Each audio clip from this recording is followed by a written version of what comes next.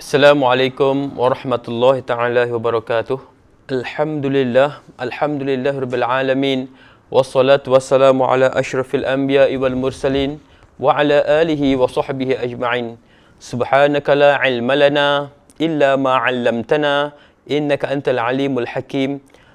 Rabbi shrah li sadri wa yassir li amri wahlul 'uqdatam min lisani yafqahu qawli, amma ba'd. Alhamdulillah, bersyukur kita ke hadrat ilahi dengan limpah dan kurnianya pada hari ini. Alhamdulillah dapat lagi kita bertemu, kita membicarakan tentang satu tajuk, satu perkara yang amat penting tentang iaitu dosa-dosa besar. Terlebih dahulu saya mengucapkan terima kasih kepada Jabatan Pendidikan Negeri Pulau Pinang. Seterusnya saya mengucapkan terima kasih kepada Jabatan Agama Islam Negeri Pulau Pinang. Seterusnya guru-guru, adik-adik yang saya kasih sekalian. Alhamdulillah. Macam mana semua? Sihat semua? Alhamdulillah. Moga semua sihat. Semua dapat mematuhi SOP yang telah dijalankan. Bukan sahaja di luar sana, bahkan di sekolah pun perlu ada penjarakan dan sebagainya. Baik. Kali ini saya akan membicarakan dengan satu tajuk, iaitu tentang saksi palsu. Tentang saksi palsu. Sebelum saya membicarakan tentang saksi palsu, kita tengok dahulu. Benda palsu ni adik-adik, semuanya orang tak suka. Kan? Contohnya, jam palsu, duit palsu, kereta palsu, kan? Handphone bukan ori yang palsu. Semua orang tak suka. Palsu ni senang kata memang tak berguna lah. Kan? Sebab itulah Allah Subhanahu wa taala berfirman dalam surah Al-Furqan dalam ayat yang ke-72, iaitu walladzina la yashhaduna zura, dan mereka yang tidak menjadi saksi palsu. Dan Allah Subhanahu wa taala sebut Al-Quran lagi, wajtanibu qaulaz zuri, jauhilah perkataan yang dusta, kata Allah Subhanahu wa taala. Adikku sekalian, anakku sekalian, bahawa sesungguhnya menjadi saksi palsu ini ialah perkara yang dilarang oleh Allah Subhanahu wa taala. Perkara yang tidak disukai oleh Nabi sallallahu alaihi wasallam. Perkara yang sememangnya kita perlu jauhi menjadi orang yang saksi palsu, kerana ia menjadi salah seorang yang pembohong. Penipu, saksi palsu. Kawan kita contohnya, kawan kita tak ambil pun barang dia tu, kan? Yang mencurinya ialah Ali. Tapi kita baik dengan Ali, kan? Kita nampak depan mata kita yang ambil ialah Abu, kan? Abu yang kita nampak depan mata kita, Abu yang ambil. Tetapi Ali tu kita macam kawan kita, tapi kita tak baik dengan dia, kan? Sebabkan Abu ni kawan baik kita, kan? Kita habaq kat cikgu, yang ambil ialah Ali, bukan Abu. Nak kusilan. Itu saksi palsu. Dalam hadis Nabi ada disebutkan bahawa Nabi sallallahu alaihi wasallam, yatba'ul mu'minu ala kulli syai'in illa al-khiyanata wal kadhib. Rawahul Baihaqi. Seseorang mukmin itu boleh bersifat dengan sebarang sifat, kecuali khianat dan berdusta. Maknanya, anakku sekalian, seorang mukmin, seorang yang beriman, seorang yang menyatakan bahawa kalimah la ilaha illallah Muhammadur Rasulullah, aku orang beriman, yang Allah Subhanahu wa taala sebut dalam Quran, ya ayyuhallazina amanu, wahai orang-orang yang beriman. Pernyataan itu hanyalah ada pada seseorang yang beriman, dalam hatinya tidak ada khianat dan dusta. Sebab apa? Nabi sebut kata apa? Seseorang mukmin itu boleh bersifat dengan sebarang sifat. Seorang mukmin dia boleh ada sifat baik, sifat senyum, sifat suka tolong kawan, sifat ikhlas, sifat tidak suka menunjuk-nunjuk. Apa saja sifat seorang mukmin itu ada, kecuali dua benda saja, anakku sekalian. Itu sifat apa? Sifat khianat dan dusta. Andai kata, anakku sekalian, ada sifat khianat dan dusta itu, maka dia bukan seorang mukmin. Sampai begitu sekali, anak sekalian. Dia bukan seorang yang mukmin, yang tidak beriman. Dia bukan seorang yang mukmin, maknanya dia tidak beriman dengan Allah Subhanahu wa taala. Tu dia Nabi kata. Orang yang melakukan kezaliman kepada orang lain sehingga keputusan yang diberikannya menyebabkan orang lain menderita kehilangan harta dan mungkin nyawa. Sekalian, sifat orang yang berdusta ni sekalian, saksi palsu ni, sebab ia memberi keputusan kepada orang lain. Dia kata apa? Dia ni lah yang mencuri. Contohnya, yang saya nampak dengan mata kepala sendiri, dialah yang bunuh orang tu. Padahal dia tu tak bunuh. Kan? Saya nampak Hasan yang bunuh. Wahai Tuan Hakim, saya nampak Hasan yang bunuh. Kan? Ali tak bunuh, Hasan yang bunuh. Padahal yang bunuh ialah Ali, anakku sekalian. Nampak tak? Ya Allah, berdosa besar. Andai kata kita ada sifat begitu, anakku sekalian, jauhilah. Takut-takut Nabi tidak mengaku kita sebagai umatnya. Takut-takut Nabi tidak mengaku sebagai umatnya. Takut-takut Allah Ta'ala tidak mengaku kita sebagai hambanya. Kan, anakku sekalian? Pentingnya kita menjadi orang yang beriman. Sebab apa, anakku sekalian? Sebab orang yang beriman, dalam hatinya ada sebesar zarrah, anakku sekalian. Dalam hatinya ada sebesar zarrah, insya-Allah dia akan masuk ke dalam syurga. Ketika mana Nabi SAW nanti, anak Islam, di akhirat kelak, anak Islam, Nabi akan memberi syafaat kepada seluruh umatnya. Kan? Nabi sujud kepada Allah Subhanahu wa taala di bawah arasy. Dia kata, ya Rabbi, ummati. Kata Nabi.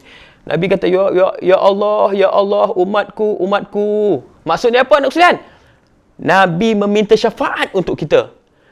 Nabi Allah SWT, bangun wahai Muhammad, apa yang kamu nak? Dia kata, ya Rabbi ummati, kata Nabi SAW. Allah Ta'ala kata, aku akan selamatkan umatmu yang ada dalam dirinya ada kalimah la ilaha illallah. Keluarkan. Sampai akhir sekali, anakku sekalian, akhir sekali dia ada 4 kali, saya tak mampu nak sebut sini, ada 4 kali Nabi sujud. Kali yang terakhir, anakku sekalian, Nabi sujud, kata, ya Rabbi ummati, anakku sekalian, ya Rabbi ummati. Allah Ta'ala kata, wahai Muhammad, panggunglah wajahmu. Sujud yang keempat, anakku sekalian, Allah Ta'ala kata apa? Aku akan keluarkan semua umatmu yang di dalam hatinya ada sebesar zarrah kalimah la ilaha illallah. Maknanya apa? Orang itu ada beriman. Orang yang beriman dalam hatinya, anak sekalian. Takut ketika itu, sekalian, sampai 4 kali Nabi sujud, kita tak dapat masuk ke dalam syurga. Kita tidak mendapat syafaat Nabi SAW. Na'udzubillah min zalik, anak sekalian. Sebab apa? Nabi kata, seorang mukmin boleh bersifat dengan sebarang sifat kecuali khianat dan berdusta, anakku sekalian. Jauhilah benda tu, anakku sekalian. Setiap hari, 5 kali sehari kita akan solat, anakku sekalian. Kita Allahu Akbar. Kan? Allah Maha Besar. Kita beriman bahawa Allah lah Tuhan kita. Kita baca apa? Sebab tu kita akan niat Allah dalam ketika Allahu Akbar. Dalam habis kita niat. Saja aku solat fardu zuhur, para rakaat Allah. Allahu Akbar. Setelah itu kita akan baca, anakku sekalian. Bacaan apakah yang akan kita baca? Kita akan baca surah doa iftitah. Kita kata apa? Inna solati wa nusuki wa mahyaya wa mamati lillahi rabbil alamin. La syarika lahu wa bidzalika umirtu wa ana minal muslimin. Kan? Itu ialah persaksian kita di hadapan Allah. Kan? Kita kata apa dekat Allah Subhanahu wa taala? Kita kata apa? Allahu Akbar kabira. Ya Allah, engkaulah Tuhan yang sebesar-besarnya. Kan? Lepas tu Allahu Akbar kabira walhamdulillahi katsira, dan puji-pujian Allah sebanyak-banyaknya. Kita berikrar di hadapan Allah Subhanahu wa taala, anakku sekalian, doa iftitah itu. Walhamdulillahi katsira wa subhanallahi bukratan wa asila, dan maha suci Allah siang dan malam. Wajjahtu wajhiya lilladzi fatara samawati wal ard hanifan muslima wa ma ana minal musyrikin. Kita kata inna solati wa nusuki wa mahyaya wa mamati lillahi rabbil alamin la syarika lahu wa bidzalika umirtu wa ana minal muslimin. Nampak tak kita berjanji dengan Allah Subhanahu Wa Taala? Kita kata apa? Maksud dia apa? Kita apakah yang telah kita katakan di hadapan Allah Subhanahu Wa Taala? Ya Allah, ku hadapkan mukaku kepada yang menjadikan langit dan bumi. Aku cenderung lagi ku berserah kepada Allah, bukanlah aku dengan orang yang menyekutukan Allah. Kata inna solati, sesungguhnya solat aku, wa nusuki, ibadat aku, hidup aku, wa mahyaya, hidup aku, wa mamati, mati aku, lillahi rabbil alamin. Kuserahkan hanya pada Allah, Tuhan seluruh sekalian alam. Kita kata Allah Subhanahu Wa Taala, anak sekalian. Itulah perjanjian kita Islam. Itulah yang akan selalu kita katakan sekalian. Sekali-kali la syarika lahu, sekali-kali tidaklah aku menyekutukannya, iaitu Allah. La syarika lahu wa bidzalika umirtu wa ana minal muslimin. Dan dengan demikian aku ditugaskan dan aku adalah dari golongan orang-orang muslim. Aku dengan orang Islam, anak sekalian. Anak sekalian. Jadi andai kata kita dah berikrar dengan Allah Subhanahu Wa Taala, kita berjanji dengan Allah Subhanahu Wa Taala, aku katakan bahawa hidup aku, mati aku, ibadat aku, kehidupan aku hanyalah kepada Allah Subhanahu Wa Taala. Allah Taala akan tetap sayang kepada kita. Dan Allah Taala akan jauhkan diri kita, hati kita dari orang yang berdusta dan juga menjadi saksi palsu. Kesalahan yang ketiga, sekalian, dosa kesalahan kesaksian palsu sehingga membenarkan untuk mengambil harta orang lain secara haram. Kata Nabi sallallahu alaihi wasallam, an Abi Hurairah qala Rasulullah sallallahu alaihi wasallam, innama ana basharun wa innakum takhtasimuna ilayya wa la'alla ba'dukum an yakuna alhana bihujjatihi min ba'din fa aqdiya nahwa ma asma'u faman qadaytu lahu bihaqqi akhihi syai'an fala ya'khudhu fa innama aqta'u lahu qit'atan minan nar. Rawahu Bukhari wal Muslim.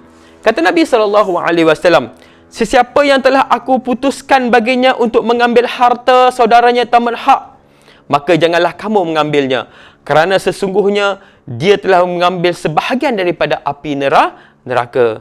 Kesalahan yang keempat, anak sekalian, dia menghalalkan apa yang diharamkan oleh Allah, termasuk harta, darah dan kehormatan.